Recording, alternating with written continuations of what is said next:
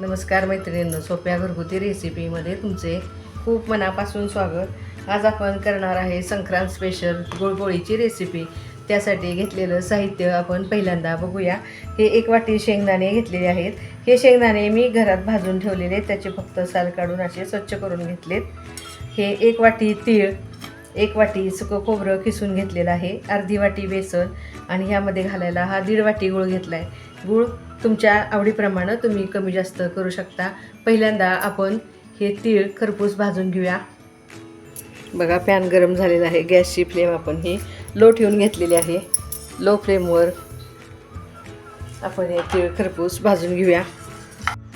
तीळ फार भाजले तर तिळाला कडवटपणा येतो, म्हणून हे बेताचेच भाजून घ्यायचे आहेत। सतत हलवून आता हे चांगले आपण भाजून घेऊया।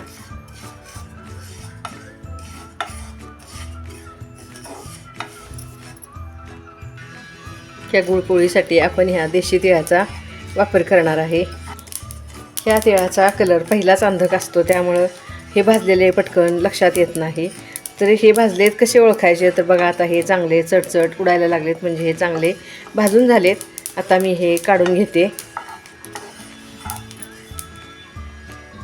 आता भाजूया हे सुकं खोबरं। खोबरं भाजण्यासाठी आपण ह्यामध्ये 1 चमचाभर तूप टाकून घेऊया।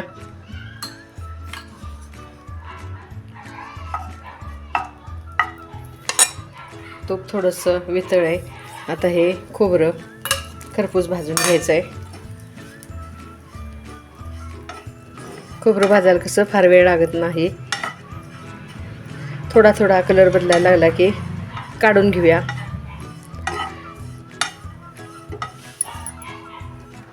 बघा खोबरं पण आपलं चांगलं भाजून झालेलं आहे। हे इतपतच भाजायचं, कारण काढल्यानंतर पण अजून ह्या खोबऱ्याचा कलर बदलतो। हे आता मी काढून घेते। आता भाजूया हे बेसन। पहिल्यांदा थोडं कोरडं भाजून घेते। दमट वातावरणामुळे ह्या पिठाला ओलसरपणा असतो, तो पहिल्यांदा आपण कमी करून घ्यायचा आहे। हे थोडं कोरडं झालं की आपण ह्यामध्ये तूप टाकून घेणार आहे। बघा 5 मिनटं परतल्यानंतर हे पीठ बऱ्यापैकी कोरडं झाले। आता ह्यामध्ये आपण तूप टाकून घेऊया। गरजेप्रमाणे तूप टाका। आपण बेसन लाडूचं पीठ कसं भाजतो इतपत ह्यामध्ये तुपाचा वापर करा। गुळपोळीमध्ये बेसन वापरलं म्हणजे पोळ्या आपल्या खायला खुसखुशीत होतात आणि सारण पटकन कणकेमध्ये पसरलं जातं। आता हे चांगलं मी फुलेपर्यंत भाजून घेते। बघा पिठाचा कलर पण आपल्या बदलला आहे आणि हे कसं हलकं झालेलं आहे, तूप सोडायला सुरुवात झाली। आता हा गॅस आपण बंद करूया। ह्या गरम पॅनमध्ये हे असंच आपण थंड करून घ्यायचं आहे, म्हणजे पॅनच्या गरमपणावर हे अजून थोडं भाजलं जाणार आहे। गॅस मी बंद करते। हे आपण भाजलेले सगळे पदार्थ थंड होईपर्यंत कणिक मळून घेऊया। ही 2 वाट्या कणिक मी चाळून घेतलेली आहे। त्यामध्ये टाकूया हा 2 चमचे बारीक रवा। रव्यामुळं पोळी कशी खुसखुशीत राहते। त्याचा टाकूया चवीपुरतं मीठ आणि त्यात टाकायचं आहे 2 चमचे कच्चं तेल। या पोहे खायच्या चमच्यानंच तुम्ही 2 चमचे तेल टाकून घ्या। हे आता चांगलं मिक्स करून घेऊया। तेल आता हे पिठाला चांगलं चोळून घेते आणि हे पीठ आता आपण साध्या नॉर्मल पाण्यात चपातीच्या कणकेसारखं मळून घ्यायचं आहे। बघा कणिक कशी छान मळून झालेली आहे। ही इतपत मऊ असावी। रवा भिजला की ही अजून थोडी घट्ट येते। हे आता असंच बाजूला ठेवून देऊया आणि आपण ह्या पोळीसाठी लागणारं सारण कसं करायचं ते बघूया। पहिल्यांदा आपण हे तीळ बारीक करून घेऊया। बघा हे तीळ कसे छान बारीक झालेले आहेत। आता ते मी ह्या ताटात काढून घेते। आता हे भाजलेलं सुकं खोबरं मी मिक्सरला बारीक करून घेते। बघा हे खोबरं पण चांगलं तेल सुटेपर्यंत बारीक झालेलं आहे, ते पण आपण ह्या तिळामध्येच काढून घेऊया. आता आपण ह्या शेंगदाण्यामधले अर्धे शेंगदाणे आणि त्यामध्ये थोडा गूळ असं करून हे 2 वेळा आपण चांगलं बारीक करून घ्यायचं आहे. बघा आता अर्धे शेंगदाणे आणि अर्धा गूळ टाकून घेतला आहे. गूळ बघा कसा शेंगदाण्याबरोबर बारीक केला की चांगला एकजीव होतो. हे पण आता मी यामध्ये काढून घेऊन उरलेले शेंगदाणे आणि गूळ असाच बारीक करून घेते. बघा सगळे जिन्नस चांगले बारीक करून झाल्यानंतर त्यामध्ये खिसूया हे पाव जायफळ. आता आपण टाकलेली आहे साखर घालून केलेली ही 2 चमचे वेलची पावडर. तुम्ही यामध्ये सुंठ पावडर पण वापरू शकता. बघा आपलं हे पीठ पण आता थंड झालेलं आहे. हे आता त्यामध्ये काढून घेता हेच बारीक केलेले सगळे जिन्नस आपण ह्यामध्ये टाकून एकजीव करून घेऊया. हे सारण आता हातानं चांगलं एकसारखं करून घेते.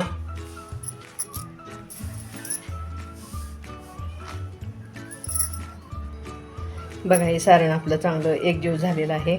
हे आता बाजूला ठेवूया.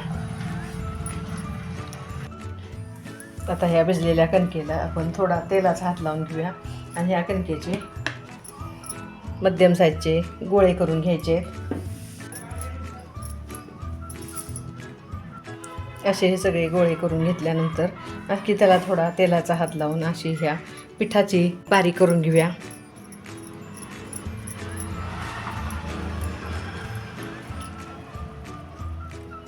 अशी बारीक करून झाल्यानंतर त्यामध्ये मावेल एवढा गोळा असा हलक्या हातानं भरून घ्या. फार दाबून ह्याचा मुटका करायचा नाही, नाहीतर हे सारण आपलं सरकत नाही.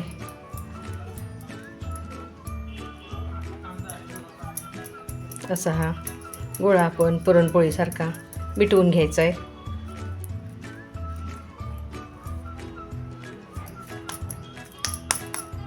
बघा असा गोळा भरून एक झालेला आहे. अजून एक गोळा भरून दाखवते.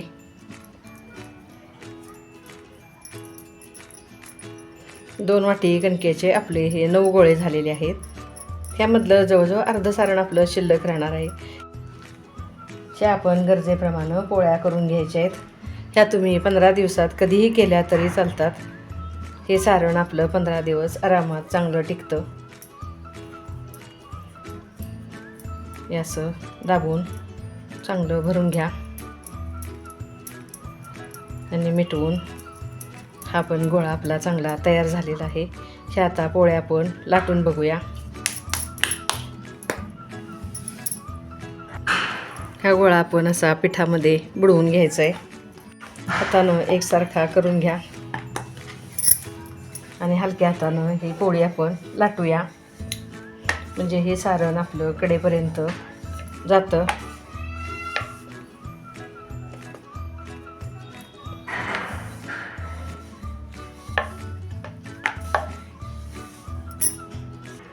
बघा ह्या पोळीमधलं सारण कसं काठापर्यंत गेलेलं आहे.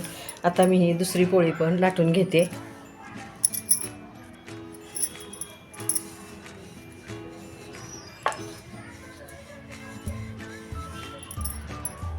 आता ह्या दोन्ही पोळ्या आपण भाजून घेऊया. बघा तवा चांगला गरम झाला आहे. पहिल्यांदा आपण ह्या तव्याला तुपाचा हात लावून घेऊया. ह्या पोळ्या आपण तूप लावूनच भाजायच्या आहेत.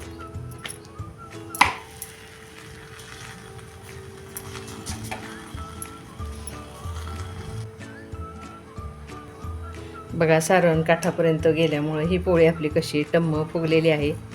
आता मी अजून एकदा ह्या बाजूला तूप लावून घेते.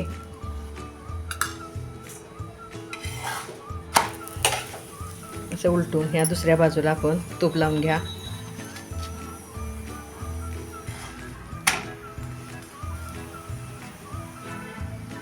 हे आता काढून घेऊया आणि दुसरी पोळी पण आपण अशीच भाजून बघूया.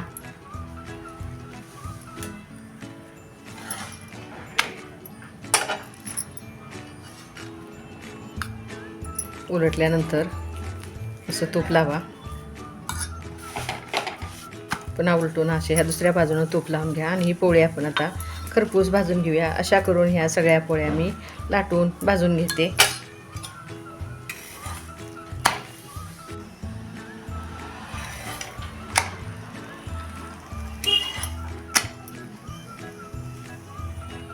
बघा मैत्रिणींनो, संक्रांत स्पेशल अशा ह्या खुसखुशीत स्वादिष्ट गुळपोळ्या आपल्या तयार झाल्या आहेत.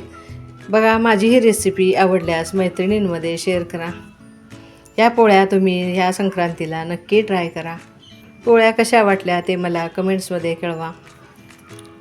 रेसिपीला लाईक करा, चॅनेलला सबस्क्राईब करा. घरचंच खा, निरोगी रहा. धन्यवाद.